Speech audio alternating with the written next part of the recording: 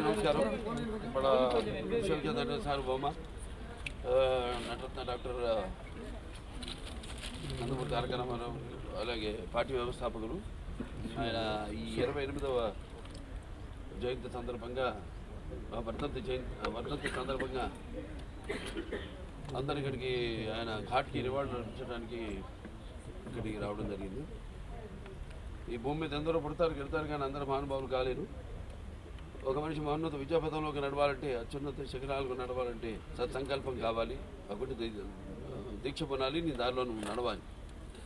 నేహాభిఘ్రణాశోక్తి ప్రత్యభాయిత విద్యతే స్వల్పమపస్య ధర్మస్య త్రాయితే మహతో భయాత్ అంటాం. కొందరు పుడతారు ఒక పరమార్థం కోసం, ఏదో సమాజాన్ని ఉద్ధరించడం కోసం, అంటే వాడికి చావు పుట్టుకలతో సంబంధం ఉండదు. సో ఎన్టీఆర్ అంటే ఒక నటుడికి నిర్వచనం. ఎన్టీఆర్ అంటే నవరసాలకు ఒక అలంకారం. ఎన్టీఆర్ అంటే ఆయన నటన ఒక విశ్వవిద్యాలయం. ఎన్టీఆర్ అంటే ఒక నవ శకానికి ఆరంభ మంత్రం. ఎన్టీఆర్ అంటే నవజాతికి ఆయన మార్గదర్శకం. ఎన్టీఆర్ అంటే నానా జాతులకు దైవ సమానం. అలాగే ఎన్టీఆర్ అంటే నవ యువతకు ఒక మార్గదర్శకం, అలాగే రక్తాన్ని మరిగేలా చేసే ఒక అగ్నికణం. అలాగే ఎన్టీఆర్ అంటే ఆయన నడిచిన మార్గమే భగవద్గీత సాగిన ఒక జీవన విధానం. అందుకే ఆయన నిరంతరం ప్రజల గుండెల్లో శాశ్వతంగా సజీవంగా మిగిలిపోయిన నిత్యాభిమాన భూషణుడయ్యాడు. అలాగే నిండు గుండెల్లో చిరస్థాయిగా నిలిచిపోయే నిత్యామృతాన్ని తాగిన ఒక దేవుడిలా మారాడు. మరణమే లేని చిరస్మరణీయ మహనీయుడు అనిపించుకున్నాడు ఆయన. అలాగే ఎవరు అంత ఘనంగా జీవించలేని ఒక మహనీయమైన జన్మను పొందాడు ఆయన. ఆయనకి చావు ఎక్కడ. అందుకే ఆయన నిరంతరం వెలిగే ఒక మహనీయ మహత్తమ జీవన విధానం. మరి నటుడిగా అనితర సాధ్యమైన పాత్రలు ఎన్నో పోషించారు ఆయన. అదే ఆయన పౌరాణికాలు చేస్తే పౌరాణికాలు పాత్రలు ప్రాణం పోసుకున్నాయి. అలాగే జానపదాల జావలీలు అయ్యాయి. అలాగే సాంఘికాలు సామాజిక వర్గమనాలు అయ్యాయి.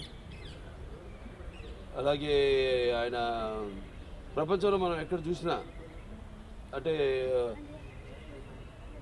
అటువంటి నటధీరుడు, అలాగే ప్రయోగాలు చేసిన నటనాచార్యుడు, అలాగే పరకాయ ప్రవేశం చేసి ఆ పాత్రలో అణువులను నింపుకుని నటనకు న్యాయం చేసిన అటువంటి నటుడు ఇంకెక్కడ రాడు. అది నేనే కాదు, ప్రతి ఒక్కరూ ఒప్పుకొని తీరుతారు.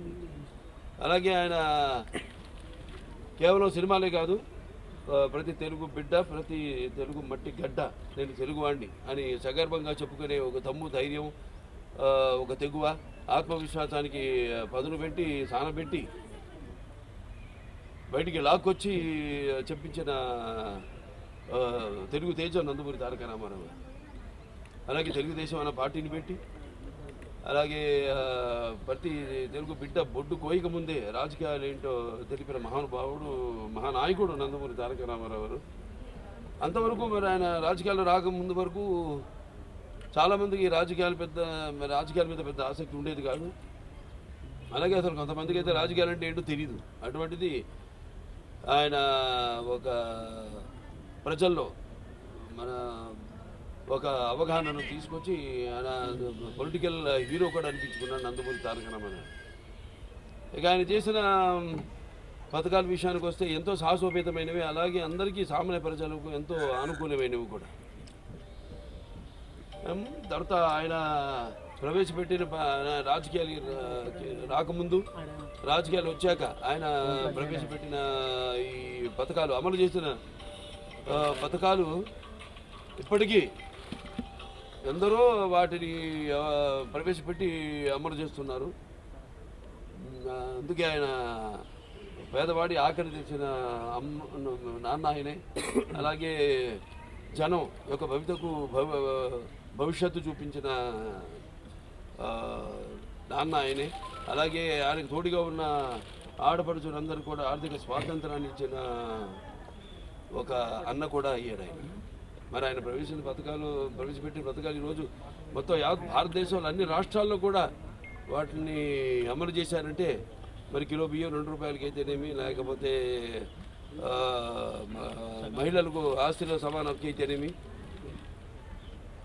అలాగే రైతులకు 50 రూపాయలకి హార్స్ పవర్ యూనిట్ పవర్ ఇవ్వటం అయితేనేమి, భూమి శిస్తు రద్దు చేయడం అయితేనేమి, అలాగే ఈ యొక్క చేనేత కార్మికులు ఈ యొక్క చేయూతనడం ఏంటి, చేనేత వస్త్రాలు వాటి ద్వారా, అలాగే పక్కా ఇళ్ళ నిర్మాణం అయితేనేమి, కాంక్రీట్ స్లాబులతో ఇళ్ళ నిర్మాణం అయితేనేమి,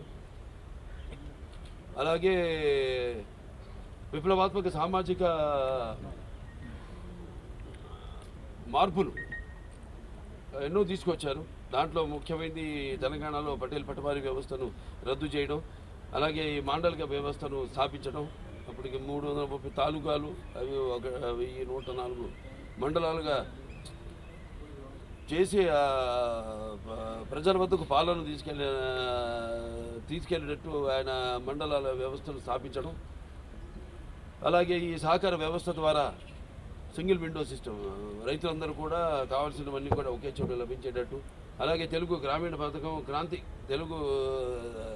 క్రాంతి పథకం కింద ఈ యొక్క గ్రామాల యొక్క సర్వతోముఖ అభివృద్ధికి అయితేనేమి, అలాగే మొట్టమొదటి మహిళా విశ్వవిద్యాలయం అయితేనేమి, లేకపోతే ఈ ఎన్టీఆర్ ఆరోగ్య వైద్య విశ్వవిద్యాలయం అయితేనేమి, లేకపోతే అలాగే గురుకుల విద్యా విధానం అయితేనేమి, ఆశ్రమ పాఠశాలలు అయితేనేమి, ఈ యొక్క సంక్షేమ హాస్టల్స్ అయితేనేమి, అలాగే క్యాపిటేషన్ ఫీజు రద్దు చేయడం, పేదల వద్దకు చదువులు తీసుకురావడం, ఉన్నతమైన చదువులు తీసుకురావడం, అలాగే ఈ జోగిని వ్యవస్థల దేవదాసి వ్యవస్థలు రద్దు చేయడం అయితేనేమి, అలాగే హైదరాబాద్కి నాగార్జున సాగర్ ద్వారా నీళ్లు ఇవ్వడం అయితేనేమి, అలాగే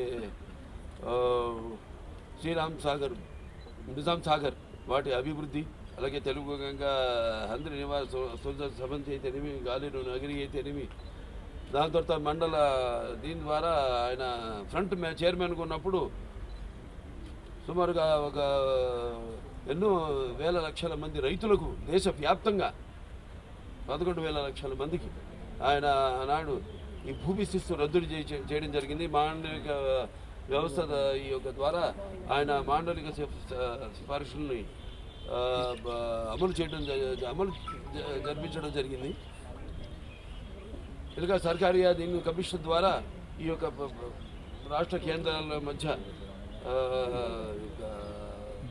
వాళ్ళు ఒక అనుబంధాన్ని పెంచే విధంగా ఒక రాష్ట్రం కేంద్రంలో ఉన్న ప్రభుత్వం ద్వారా వాళ్ళ అవసరాలను ఆ కేంద్ర ప్రభుత్వం తీర్చేలా ఇంకా ఎన్నెన్నో అభివృద్ధి కార్యక్రమాలు, అలాగే ఎన్నో ఆయన ఈ యొక్క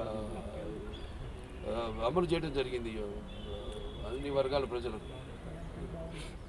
ఇలా చెప్పుకుంటూ పోతే మరి అటువంటిది ఆ మహానుభావుడు ఆయన చేసిన సేవలు మనకు తెలిసింది. స్వతంత్రం ఒక పోరాటం, మనం విన్నది కానీ చదివింది కానీ పుస్తకాల్లో మన గళ్ళారా చూసిన మొదటి ఒక యుద్ధం ప్రజల కోసం ఆయన అని త్యజించి ఆయన చేసిన సేవలు మరువనానివి. ప్రతి తెలుగు వాళ్ళు ఇవాళ ఆయన ఇక్కడ తెలంగాణ, అక్కడ ఆంధ్రాలో ఆయన ఈ యొక్క వర్ధంతిని పురస్కరించుకొని ఆయనకు ఘన నివాళులు అర్పించుకుంటున్నారు అందరూ. తెలుగుదేశం పార్టీ కార్యకర్తలందరూ కూడా ఆయన ఆనాడు మరి ఎంతోమందిని విద్యావంతుల్ని రాజకీయాల్లోకి తీసుకురావడం జరిగింది. గ్రాడ్యుయేట్స్ అయితేనేమి, పోస్ట్ గ్రాడ్యుయేట్స్ అయితేనేమి, లాయర్లు అయితేనేమి, డాక్టర్లు అయితేనేమి, వివిధ వృత్తుల్లో ఉన్న వారిని తీసుకొచ్చి యువతకు ఆయన ఎంతో ప్రోత్సాహం ఇచ్చి ఆనాడు మరి తెలుగుదేశం పార్టీకి బాసటగా ఉండి ఆనాడు 82లో పార్టీ స్థాపించినప్పుడు అదే విధి విధానంలో మనతో కూడా నడుచుకుంటూ ఆయన చూపించిన బాటలోనే కొంత కార్యకర్తలు అందరూ కూడా నడుచుకుంటూ ముందు తెలుగుదేశానికి ఇంకా భవిష్యత్తులో పునర్వైభవం తీసుకురావడానికి అందరం శ్రమిస్తామని ఈ ఆయనకు ఘన నివాళి అర్పించుకుంటూ నేను సెలవు తీసుకుంటాను. जोहार एनटीआर, जोहार जोहार एनटीआर, जोहार जोहार जोहार एनटीआर। जब तक सूरज चांद रहेगा, जब तक सूरज चांद रहेगा,